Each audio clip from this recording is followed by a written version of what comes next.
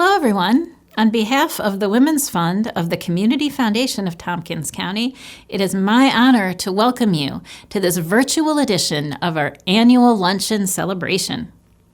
I'm Stacey Murphy. I'm the current chair of the Women's Fund Advisory Committee, and I would like to introduce you to Team Women's Fund now. You might not be able to see them on your screen, but please feel free to use the chat to say hello to them if you like. Our members are Steph Bailey, Pam Blywas, Suzanne Braque, Stacey Demas, Rachel Hogenkamp, Mimi Malagrito, Megan Omohundro, Kim Rothman, Kayla Wingert, and Alice Moore, who's our liaison to the Foundation Board. The Community Foundation Women's Fund is a field of interest fund. It was created to improve the status and quality of life for all women. The Women's Fund works to promote educational, economic, social, and political equality for women, to enable women to achieve economic self-sufficiency, and to honor local women who have made our community a better place in which to live, including one you'll hear about today. Our theme for this year's luncheon is Women at the Heart of Pandemic Response. This pandemic has touched every one of us across the globe and also here at home. There's an old saying that women hold up half the sky, and now it feels like we are doing so even as the terrain under our feet shakes and shifts. I say this knowing that many of the people who run our nonprofits are also women, and the economic impacts of the pandemic are starting to become known to our partners. Personally, I'm learning a lot about resilience this year. And at the Women's Fund, we are remaining courageous as we explore hard questions about resources and also diversity and equity inclusion. We need your help, though, and we'll be releasing a follow-up survey after this event that you'll all be invited to complete, probably by email. Today, speakers are at the heart of the pandemic response. I am very grateful to Sue Dale Hall from the Child Development Council, and I am so inspired by this year's Laura Holmberg Awardee, Anna Ortiz, and I cannot wait for you to hear them. There's also several sponsors that we're very grateful to for supporting the luncheon. You likely saw their names in the opening slideshow, along with some of the great pictures you all sent in. Thank you so much. And you'll see them again in our closing slideshow. Of course, all of the resources and activities that the Community Foundation brings to bear on the good of our community would not happen if it wasn't for the tireless efforts of the Community Foundation staff.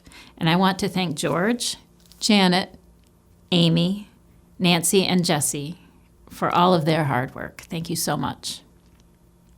Now, without further ado, here is the Community Foundation's Executive Director, George Ferrari.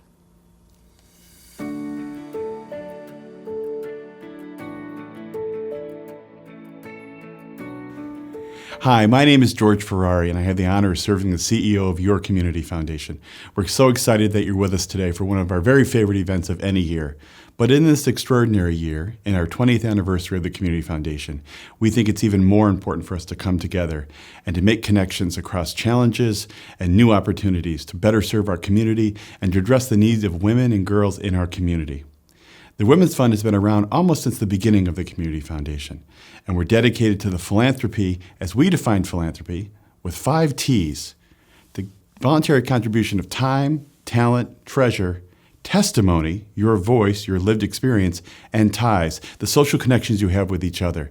And the optimistic hope, and as good as things are, or as challenging as they are, your contributions make things even better. You'll learn today from the Women's Fund Advisory Committee and also our Honor Holmberg Awardee and our special keynote speaker why the Women's Fund is so important and why we invite you to participate in the work of the Women's Fund. Everyone is welcome to this important work in this very special community. We hope you enjoy what we have to share today, and we ask you to continue to stay in touch with us to learn more about the Women's Fund is able to do. Thank you, and enjoy today's presentation.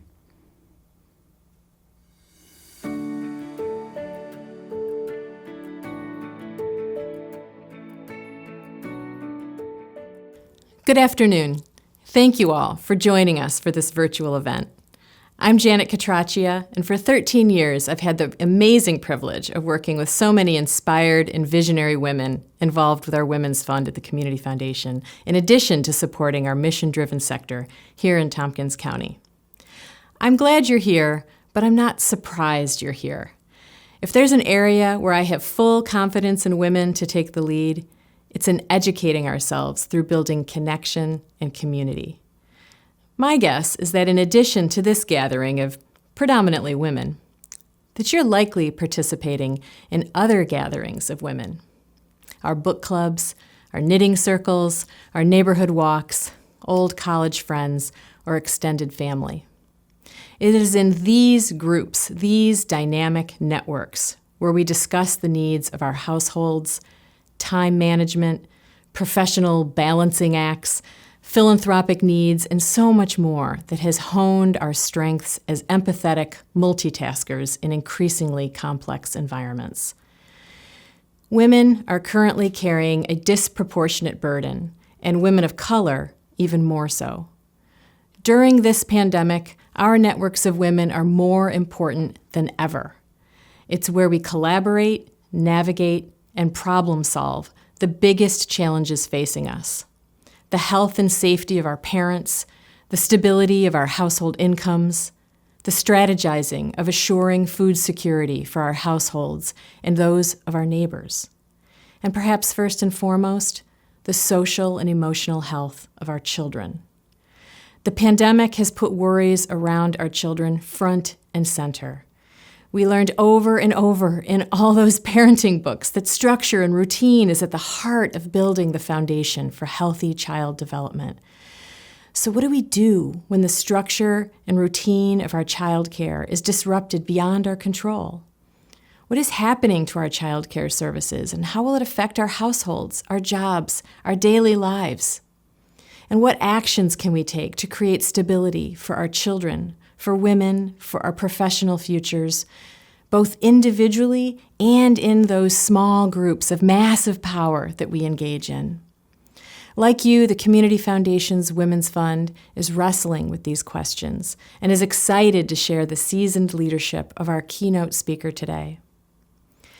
Sue Dale Hall has served as the Chief Executive Officer of the Child Development Council of Central New York since 1992. In that time, Sue has held leadership roles on the board of directors at New York State Early Care and Learning Council, Human Services Coalition of Tompkins County, Cancer Resource Center of the Finger Lakes, Kendall at Ithaca, and many, many more community initiatives. Sue enjoys giving her time and energy to programs in the community and as a neighbor and friend. She's married to Lloyd and has 2 grown sons, Nathan and Mitchell. The Child Development Council of Central New York serves both Tompkins and Cortland counties and holds the current distinction of the Tompkins Chamber 2020 Not-for-Profit of the Year. Please welcome Sue Dale Hall.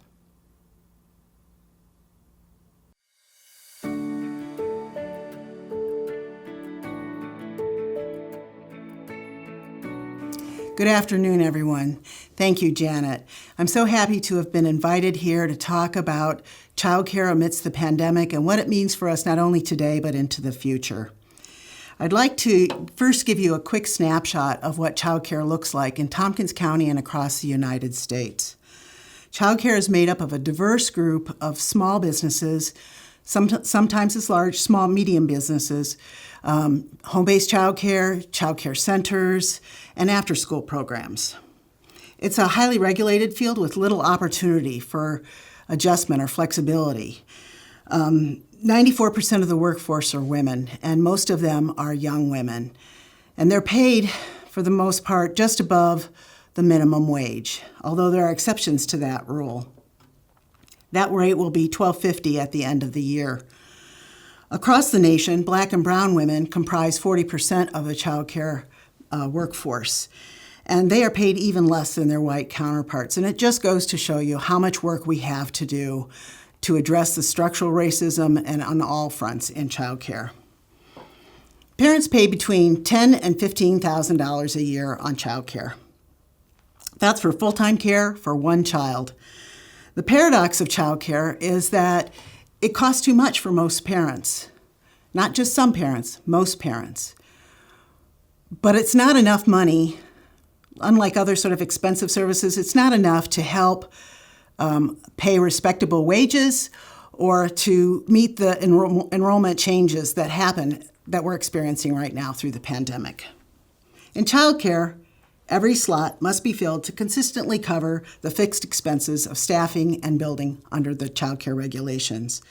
Childcare programs are always in a balancing act.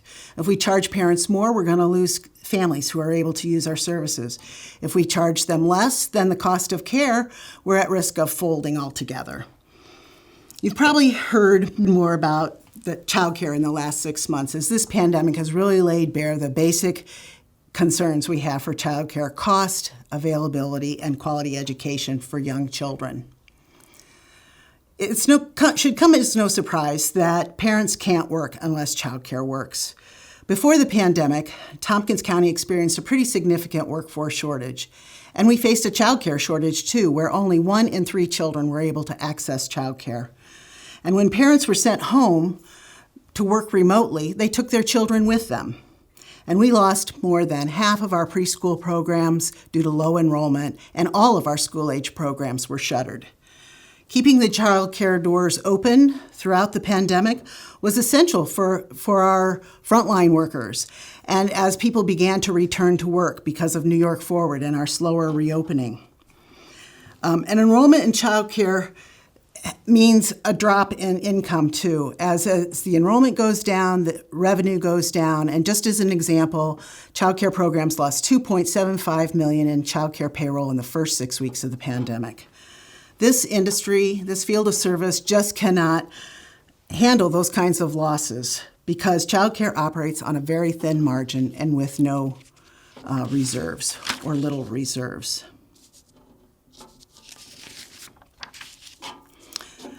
Meanwhile, this pandemic has taxed parents more than ever before. Stress has ratcheted up to pandemic proportions on its own. The list of concerns is immeasurable. Their parents have less money. They may have been unemployed. There's more costs if they have to cover the cost of their children who are in hybrid school situations. The stress within the household, they've lost their safety valves of childcare and grandparents and play dates. It's amazing. We hear from parents every day that they have to do it all, but they can't do any of it well, and that puts an immeasurable amount of pressure upon them. I had one parent tell me, "Can you imagine what it's like to have a 2-year-old trying to wrangle the 2-year-old while teaching your kindergartner and your 3rd grader remotely?" It's just not doable for most families. And perhaps the biggest worry of all is that if they send their children to childcare, they're going to be exposed to the virus, to themselves and their children, and their extended family members, perhaps. A study just came out recently from Yale just this week, and we'll have more information later, but they studied 57,000 childcare programs. And childcare itself does not pose a threat as long as good prevention measures are put in place. And certainly this is what we see happening in Tompkins County. We've had a really low incidence, and we have stellar attention to sanitization and safety protocols, health screenings, and whatnot. Nevertheless, it's not surprising that many parents are foregoing work and returning to the home. A study by the McKinsey & Company, just issued on the 30th, tells us as many as 1 in 4 women are leaving the workforce or downsizing, downshifting their careers, at the risk of losing all the gains that they've made up until now in the last decade. This is serious concern, and also for our childcare our community workforce. Women make up a large portion of our workforce, and this is a pretty big loss to that supply of workers. So now we sort of sit betwixt and between family mental health and well-being, childcare sustainability and solvency, workforce and business needs, and trying to manage our return to a more vibrant economy. So, in the last 6 months, I've rarely had the opportunity to talk about what's good for children. And C.S. Lewis said, children are not a distraction from the more important work. They are the most important work.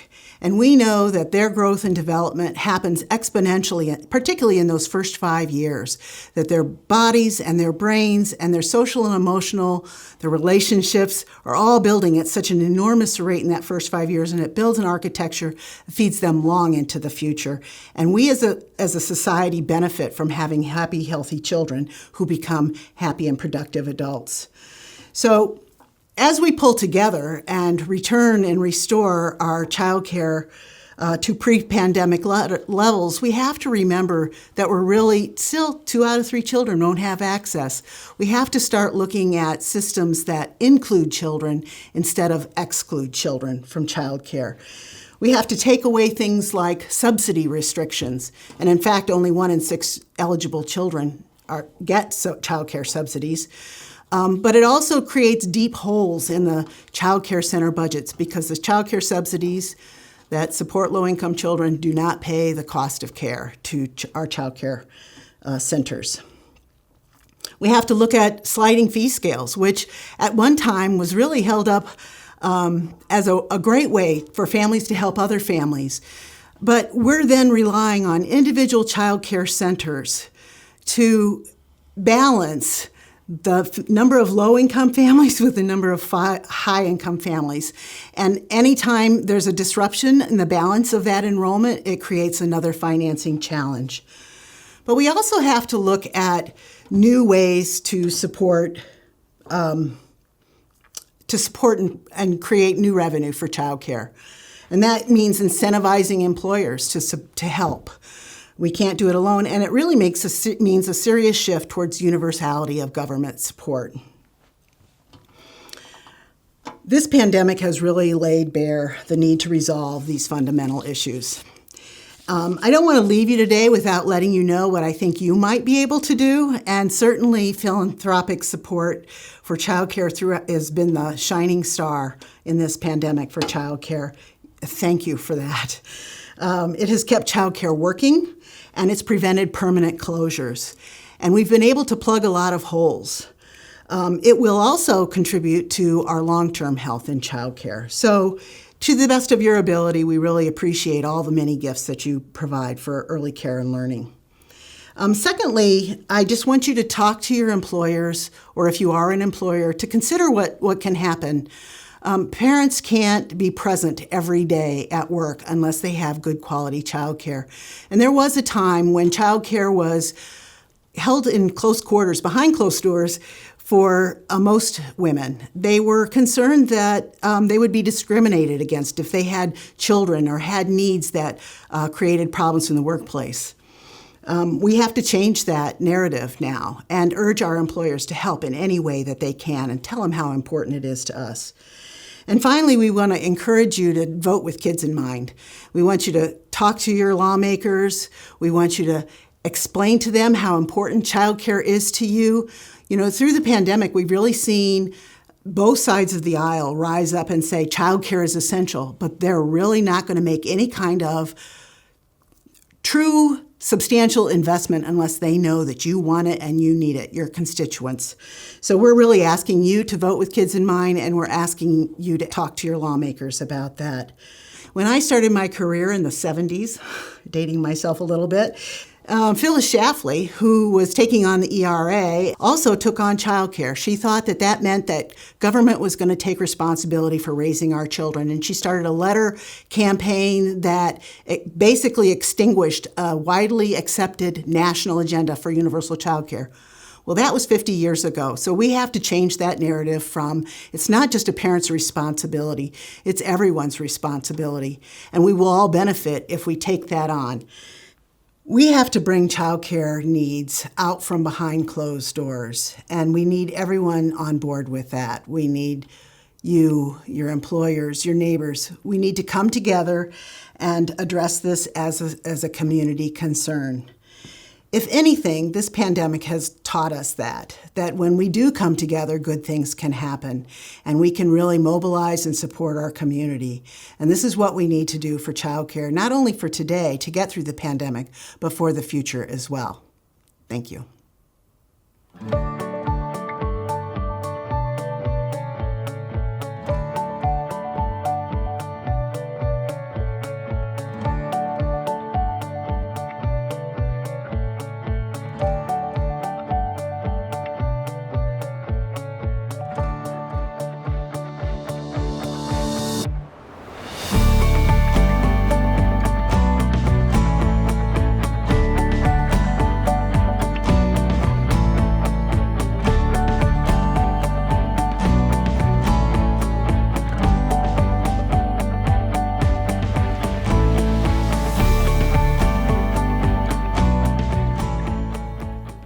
It is now my honor to present the Laura Holmberg Award. Each year since 2005, the Women's Fund Committee has been moved by the nominations, uplifting stories of women in our community who are making an impact every day, and this year was no different. This year's recipient truly personifies the spirit of Laura Holmberg, selflessly committed to improving the lives of others, and doing so with no need for recognition, which is what makes giving out this award so special. This year's 2020 Laura Holmberg Award winner is Anna Ortiz. The Women's Fund Committee was humbled and uplifted by Anna's story, her dedication and love for others. Anna joins a distinguished group of award winners who've made a lasting impact in Tompkins County. And to hear more about Anna and her impact, I'd like to now introduce her nominators, Fran and Lily.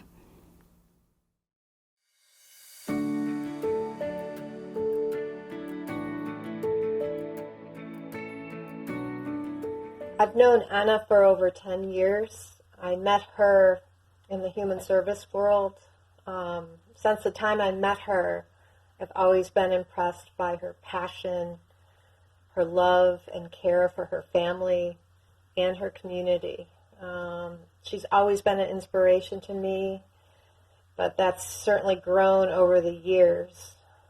Despite her own personal and family challenges, she was always and is always ready to support her neighbors and her community. From the time I met her, I informally supported some of her projects and initiatives, like volunteering at the Latin and Puerto Rican festivals, the Dia de los Reyes at Southside, cooking classes, and I also have seen Anna as a fierce and passionate advocate.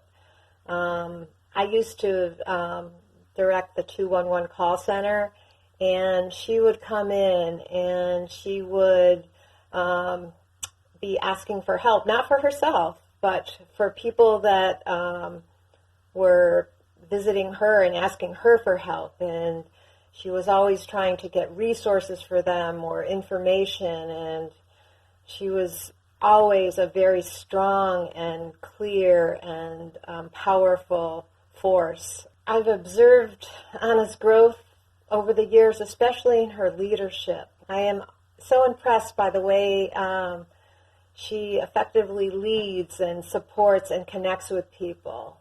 I admire her tenacity, her can-do attitude, and her aura is just infectious. She's a very supportive leader and is able to motivate people. She cares, and you know that she cares about them and about you. I am honored to be a part of her team more formally now, both as a hands-on team member helping with different activities, like with our food pop-ups, but also as a member of the board of directors. And I am so glad that your committee chose her for this award, because there isn't a better person or more deserving person than Anna. Thank you.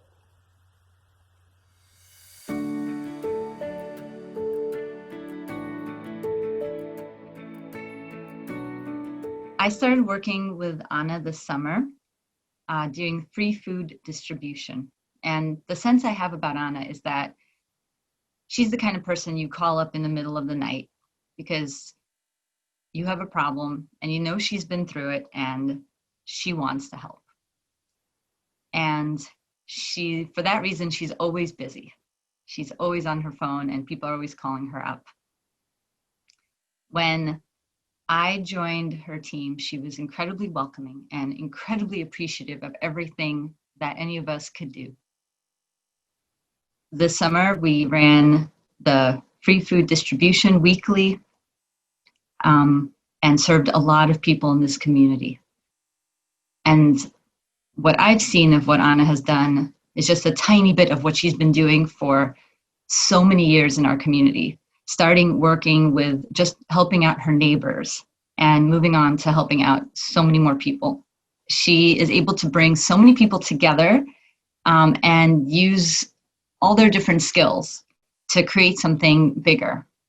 And ultimately, what the question is for me is, how does she do it? Because there's only so many hours in a day, and she has 4 kids of her own, and I'm always amazed at how much she is able to do with so little time. And I think that the rest of her team would like to also say how much we love Anna and how much we appreciate her doing. Glad to be able to be part of her team and contribute the little bit that we can contribute and to support her. And we look forward to all the projects that Anna is going to continue to do, working with the youth in the community, working with women, helping people who have been incarcerated, and doing it with a feeling of joy and celebration.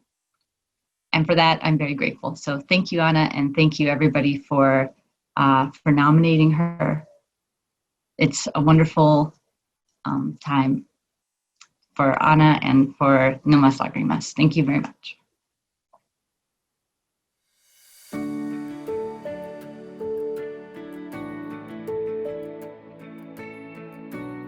Thank you, everyone.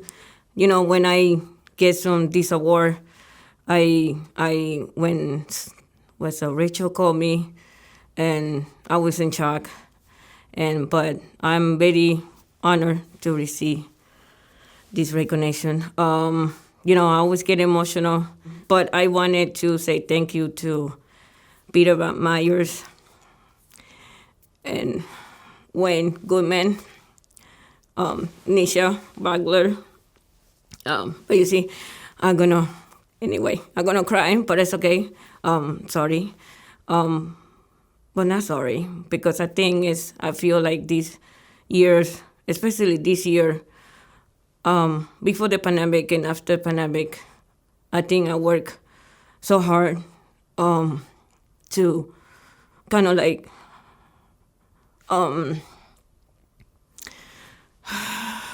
trying to people that recognize me as a woman, as a Latina, because it's kind of hard to doing things in Tompkins County. But a lot of people, they support me. I wanted to show people in the community, like, not because we Latino, we are work hard, and we working we working with the heart and soul. And, you know, I was so surprised. Like, when Rachel called me, I got in touch with Stacey. It's like, you get like so excited, but at the same time, it's kind of like, wow, I did it. Like, I'm making. And yesterday, for the first time, I opened the Latino Center in Ithaca, and you know what I mean. This community showed me, like, when you believing in stuff, and you put your heart and soul, you can do this. I was part of the domestic violence myself, and I wanted to be like good example for the children, my children.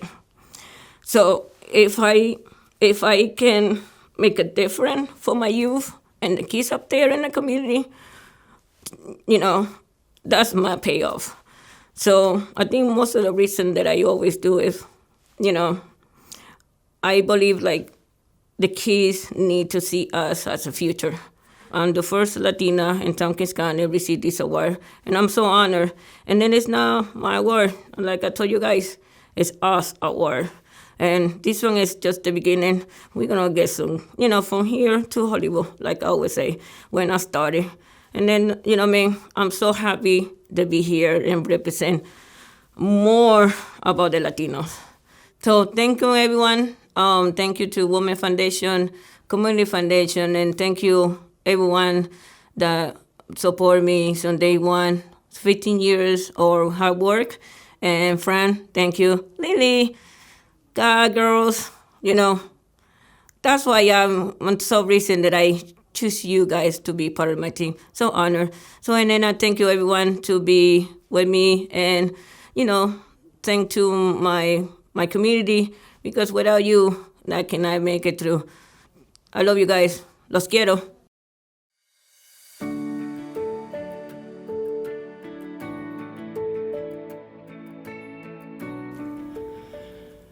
Thank you to those who asked me to speak today. I'm truly honored. More importantly, thank you who are in attendance or will view this Zoom recording at a later date. You are to be honored for all you do for this cherished community in which we live. Yes, it has its warts, but all of you care and have given generously of your time and your resources. Giving your time and your resources helps all of us stay afloat. Now let me tell you why I give. I'm going to start by reframing the title to Given by Friends. This is what is carved on my father's tombstone at my direction in a small rural cemetery a few miles from Ithaca. Given by friends. It seemed so right at the time. There was such an outpouring from the community when he died at age 61. Food, condolences, and money. We ran a small dairy farm, and my father was superintendent of highways in this small town, running as a Democrat in a Republican town, elected for 26 years until his death. When my father had his thyroid removed by the Dr. Guthrie, he came home to a comfortable recliner, given by friends. Whenever someone was sick or needed something, whenever a person was homeless, my family was there for them, as was everyone else in this community. We took in an elderly man who had difficulty hearing.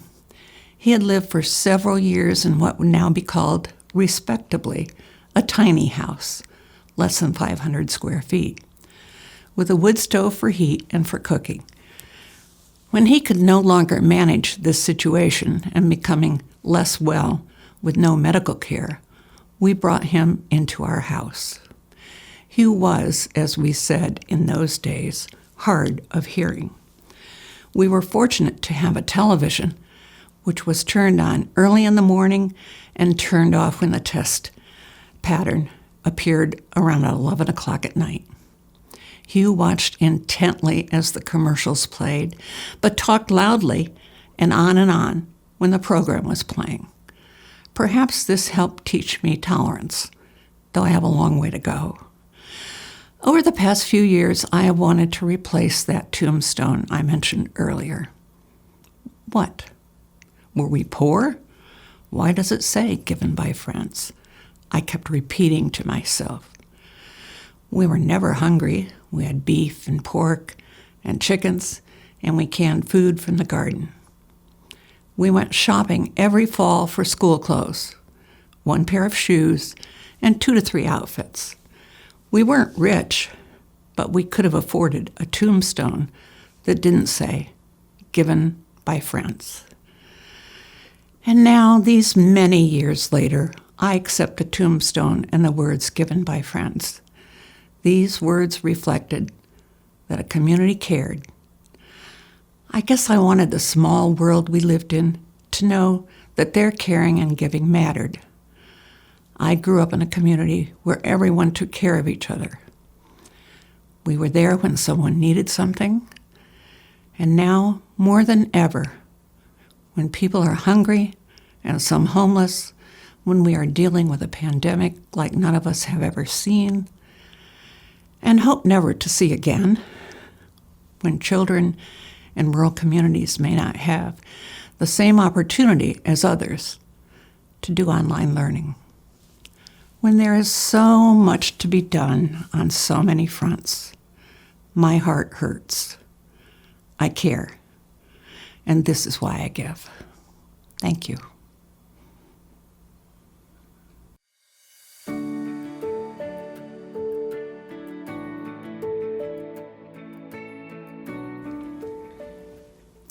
Thank you all again so much for spending this time with us today. I also want to thank everyone, again, who sent in the pictures of themselves with the inspiring women in your lives.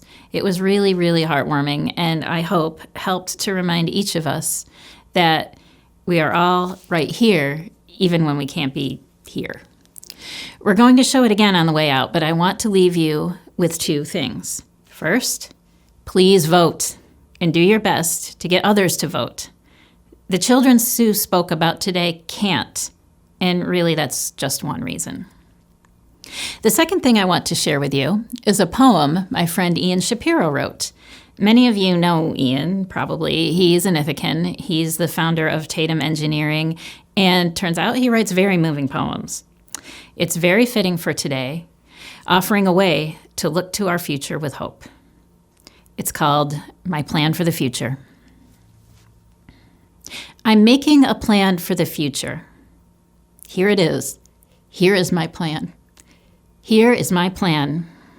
I'll put on dress pants and dress shoes, a shirt with a collar and my light tan jacket. And a hat. I'll take a hat. And I'll walk down Main Street and greet everyone I see. How do you do? I'll say, how do you do? And if I meet a friend, I'll not only say, how do you do, but I'll extend my hand and shake theirs warmly, clasp their hands with both of mine and say, it's so good to see you again. And I'll turn right onto First Street and walk down to the square and turn onto it. How do you do? How do you do? It is so good. It's so good to see you again. And if I see you, if I bump into you, you in particular, forgive me if I have tears in my eyes. And I'll ask you if it's okay if we come close, and if it's okay if we touch. And if so, I'll take your hand, and I'll hold it up to my cheek and close my eyes. That's my plan for the future, and it brings me joy in so many ways. Thank you. Again, that was by Ian Shapiro. If you see him around town, tell him you heard it. Thanks again for joining us today, and enjoy the slideshow.